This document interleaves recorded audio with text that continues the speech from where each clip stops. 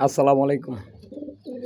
আমি শাকিল মানিক পারাবত শিল্পের মানিক বলতেছিলাম, বাংলাদেশ, ঢাকা থেকে। আজকে আমি বাংলাদেশি গ্রিবাস কবুতর সম্পর্কে কিছু কথা বলবো, যে আসলে গ্রিবাস কবুতর বলতে কি, বাংলাদেশি গ্রিবাস কবুতর বলতে কি বোঝায়, বাংলাদেশি গ্রিবাস কবুতর কেমন হয়, বাংলাদেশি গ্রিবাস কবুতর আসলো কোথা থেকে, এই ইত্যাদি ইত্যাদি এইরকম আর কি। তো মূলত সারা পৃথিবীতে কবুতরের জাত বা ব্রিড হিসাবে কম বেশি 500-র উপরে জাত আছে। এর মধ্যে মানে সারা পৃথিবীব্যাপী সবচেয়ে বেশি লালন পালন করা হয় যে জাতগুলা, এর মধ্যে দুইটা কোয়ালিটি আছে বা দুই ধরনের কবুতর সবচেয়ে বেশি, দুই ধরনের জাতের কবুতর সবচেয়ে বেশি লালন পালন করা হয় বা জনপ্রিয়তা আছে সারা পৃথিবীতে কবুতর শৌখিনদের মাঝে। একটা কোয়ালিটি বা একটা জাতের হলো যেমন রেসিং কবুতর, রেস করার জন্য যে ধরনের কবুতরগুলা লালন পালন করা হয় সেগুলা রেসিং প্রজাতির কবুতর। সারা পৃথিবীতে রেসিং কবুতরের অনেক চাহিদা বা জনপ্রিয়তা আছে। আবার আরেকটা প্রজাতির কবুতর আছে যেগুলা ফ্লাইংয়ের জন্য শৌখিনদের আছে অনেক মানে জনপ্রিয়, যেগুলো আসলে কত টাইম ফ্লাই করে, ফ্লাইং টাইমের উপর কম্পিটিশন হয় পৃথিবীর বিভিন্ন দেশে। তো এই ফ্লাইং কবুতরও বিভিন্ন জাত আছে, আবার আবার রেসিং কবুতরের বিভিন্ন জাত আছে। তো ফ্লাইং কবুতরও খুব জনপ্রিয় কবুতর। আবার আরেকটা কবুতর আছে যেগুলো শো কবুতর, দেখতে অনেক সুন্দর হয়, এরা আসলে পারফরমেন্স করে না, এদেরও অনেক চর্চা আছে সারা পৃথিবীতে। শো কবুতরও ভালো চর্চা হয়। মূলত এই তিনটা গ্রুপে কবুতরগুলা সারা ওয়ার্ল্ডে কবুতরের চর্চাটা হয়ে থাকে। আর আমাদের বাংলাদেশে যে কবুতর, এই গ্রিবাস কবুতর বলতে আমরা যে কবুতরটাকে চিনি, জানি, বুঝি, এটা আসলে বাংলাদেশি টস্টি প্লার বললেই হয়। এটা এমন একটা কবুতর যে এটা মূল বৈশিষ্ট্যটা হইল যে এটা রেসিং কবুতরের মতো রেসও করবে, আবার হাই ফ্লায়ার কবুতরের মতো, যেমন ইন্ডিয়া পাকিস্তানের যে হাই ফ্লায়ার কবুতরের মতো ফ্লাইং ক্যাপাসিটি, ফ্লাইং অ্যাবিলিটি, সেই রকমভাবে ফ্লাইও করবে। আবার রেসিং কবুতরের মতো দেখা গেল শর্ট কিলোতে বা শর্ট রেঞ্জে, ফর এক্সাম্পল 100 কিলো, 150 কিলো এরকম কিলোমিটার থেকে রেস করলে তারা বাসায়ও আসবে। তো যাই হোক, আসলে মূলত এটা এই বাংলাদেশের গ্রিবাস কবুতরগুলার আসলো কীভাবে বা এদের উৎপত্তি কীভাবে, এরা কীভাবে জন্মাইলো, এদের মূল বা গোড়ার কবুতর কী, এটা নিয়ে বাংলাদেশের কবুতর পালকদের, সিনিয়র কবুতর পালক বলেন বা অভিজ্ঞ কবুতর পালক বলেন, বিভিন্ন কবুতর পালকদের বিভিন্ন রকমের মতবাদ আছে। আমি সেদিকে যাব না। কিন্তু আসলে এই যে গ্রিবাস কবুতর, এগুলো আসলে বাংলাদেশি গ্রিবাস কবুতর একটা মিক্সড কবুতর, মিক্সড ব্রিড।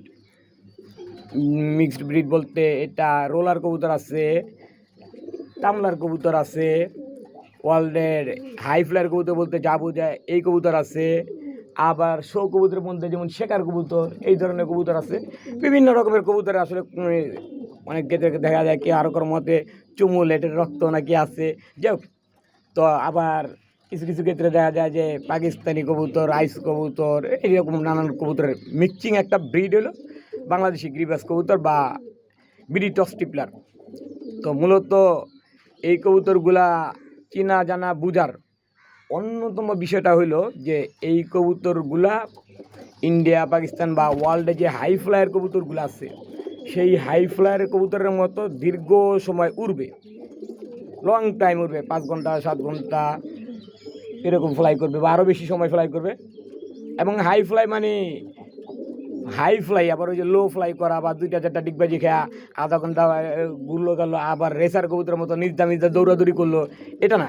এটা কিন্তু হইলে আসলে বাংলাদেশি গ্রিবাস কবুতর না।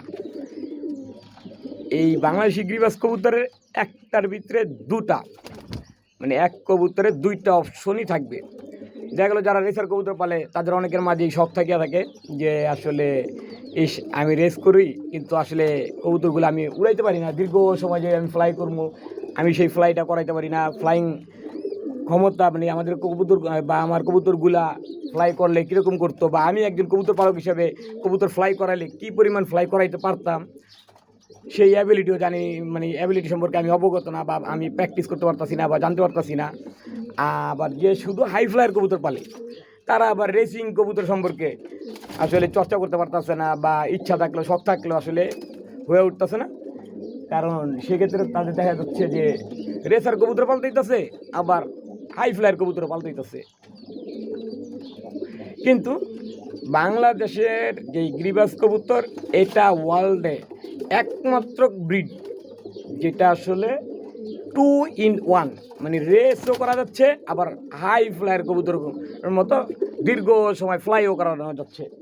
তো যাদের আসলে শৌখিন সমাজের তো শখের শেষ নাই, রেসও করতে মনে চায়, আবার ভাই উড়াইতে মনে চায়, আবার কবুতরটা একটু সুন্দরও হইতে দিব।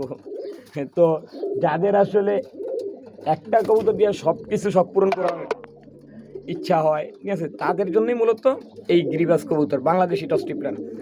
এখন ইন্ডিয়াতে শুধু হাই ফ্লায়ার কবুতর আছে, যেই কবুতরগুলো আসলে বাড়ির থেকে 100 কিলোমিটার দূরে নিয়ে ছাড়লে আদৌ আসবে কি আসবে না, এটা নিয়ে কিন্তু কনফিউশন, কারণ তাদের কাছে এরকম কোনো ডাটা নাই।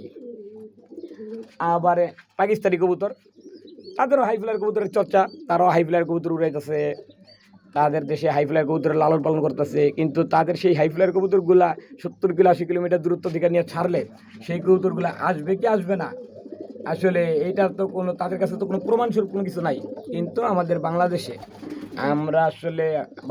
আমরা যে সকল কবুতর পালকগণ আমরা এই বাংলাদেশি গ্রিবাস কবুতর, বিডি টস টিপলার চর্চা করি, এই বিডি টস টিপলার চর্চাতে বা ডেভেলপ করাতে প্রতিটা কবুতর পালকের অবদান আছে। প্রতিটা কবুতর পালকই কিছু না কিছু অবদান রেখে যাচ্ছে, যার কারণে আর কি এই বিডি টস টিপলার আজকের বর্তমান অবস্থান আসছে। এর পিছনে দীর্ঘ সময় আছে এবং অনেক কবুতর পালকের